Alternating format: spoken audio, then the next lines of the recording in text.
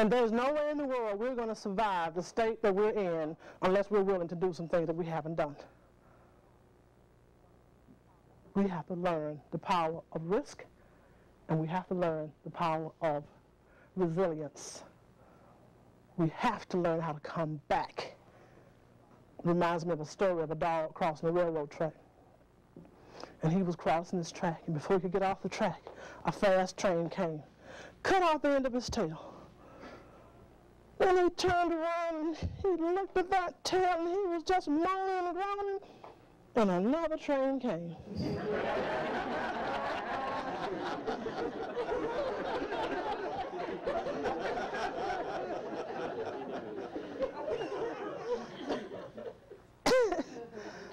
Now that dog just had no business getting all upset about that little piece of tail. And ended up losing his whole head. And that's what we do. You were expecting this promotion, and they gave you a lateral. And there you are with your attitude. Oh, I worked 5 years for this promotion. And then they decide you got a bad attitude, and then you come back and you got a pink slip. It's the same thing. We must learn to bounce back. The champion is not the one that never falls. It's the one that gets up again, again, again, and again, and again. Now, we don't want to keep making the same mistakes. We want to go back to what Smokey Robinson said when he said, I'll try something new.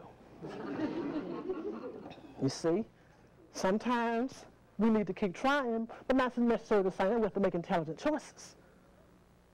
And so resilience and being willing to take a risk is imperative, or there will be no survival. Ivory Dorsey may be one of the only people in business who keeps fly swatters in her office.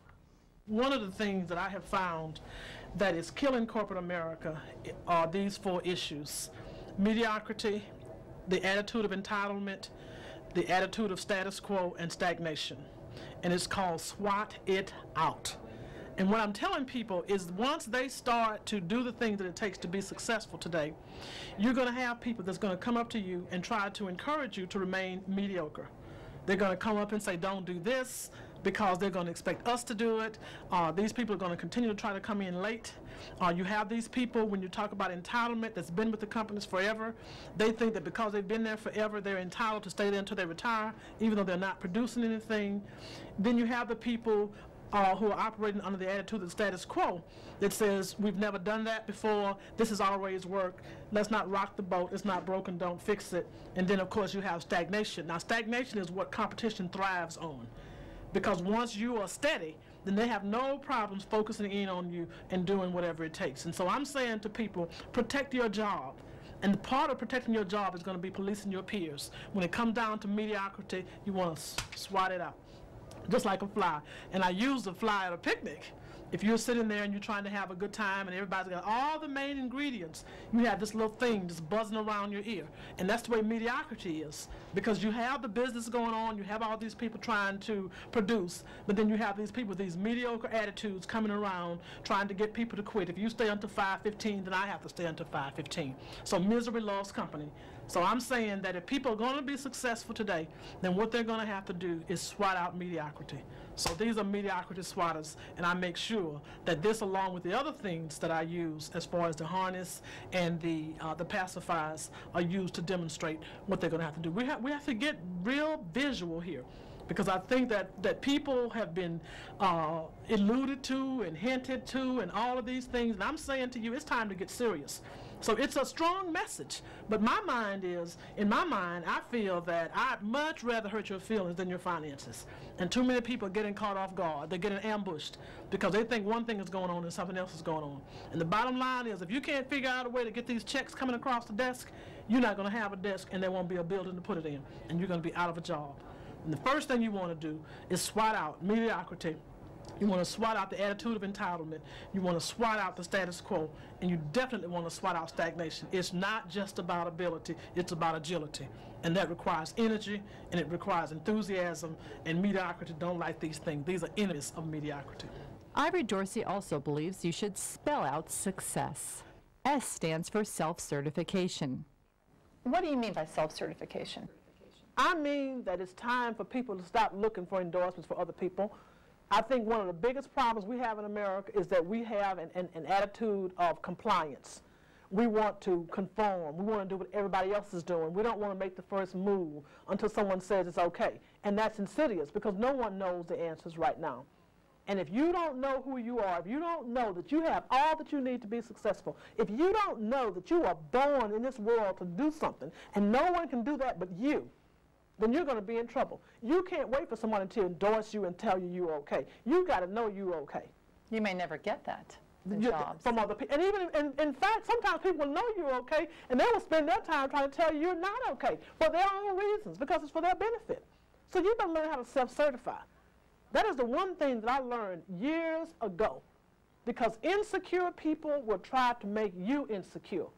And that's not your problem. It's not your problem to worry about their insecurity. It is your responsibility to make sure that you build yourself up from the inside out. I call it self-certification. I'm okay, Karen. I am the best Ivory Dorsey in the world, and no one can challenge that because I am all there is. There's not another single person like me in the world. So no one can tell me if the standard is right because I'm right in the standard. And that's what everybody must learn to do, because in order to survive these days, you must be innovative. Innovation simply means trying something new. And you must do that using all of who you are and all of where you've been and all of what you're doing. Everything that you're doing contributes to the unique you. If you have not certified yourself, then you think that you're not good enough. You think that because no one else has done it, that it's not to be done. And that's not true.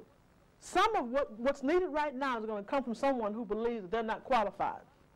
And the bottom line is, sometimes they're the only people that's qualified. You is understanding the times.